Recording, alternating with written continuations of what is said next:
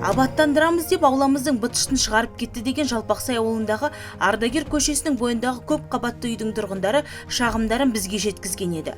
Қордаланған мәселесі көп, аула халқының мән-жайын анықтауға арнайы осы ауылға келіп көзбен көріп қайттық.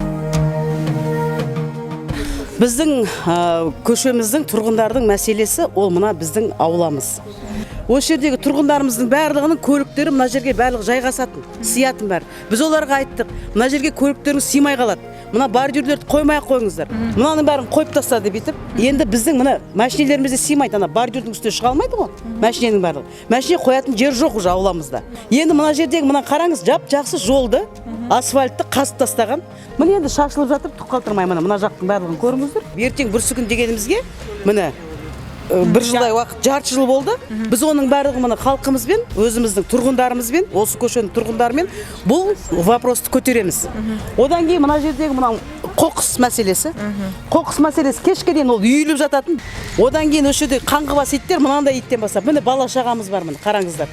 Сабаққа кетіп баратқан бала шағамыз бар, мектепке, садикке, балабақшаға баратындарымыз бар. Далаға шығу невозможно. Кеше айтып жатыр ғой міне. Алмалы бақты жасап жатырмыз, тротуар жасап жатырмыз деп, сол жасағандардың құлағына алтын сырға.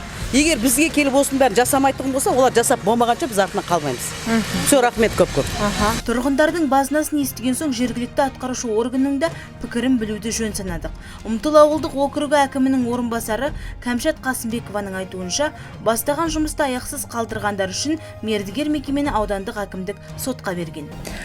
Енді бізде Жалпақсай ауылының көп қабатты үйлеріне абаттандыру жұмыстары былтыр 2022 жылы тамыз айында басталған болатын. Бітті аяқталу мерзімі 17 қараша ғой деймін 22 жылдың.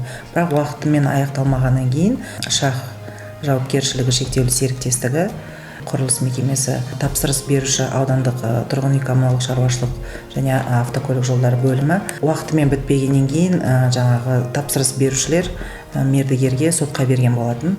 Сотқа берген талаптары біріншіден бастаған жұмыстарын аяғына дейін тиянақты етіп жоба бойынша аяқтау, екіншіден уақытымен аяқталмағаннан кейін айыппұл пенялары бар екен, соны төлемақысын алу. Қазіргі уақытта сот процестері жүріп жатыр. Менің білуімше бүгін тағы да бір сот отырысы болады. Соттың шешімі шыққаннан кейін жұмысты ары қарай жалғастыру керек болады. Абаттандыру ісін аяқсыз қалдырған мекеменің сот шешімінен кейін атқарар жұмыстары біздің назарымызда болады.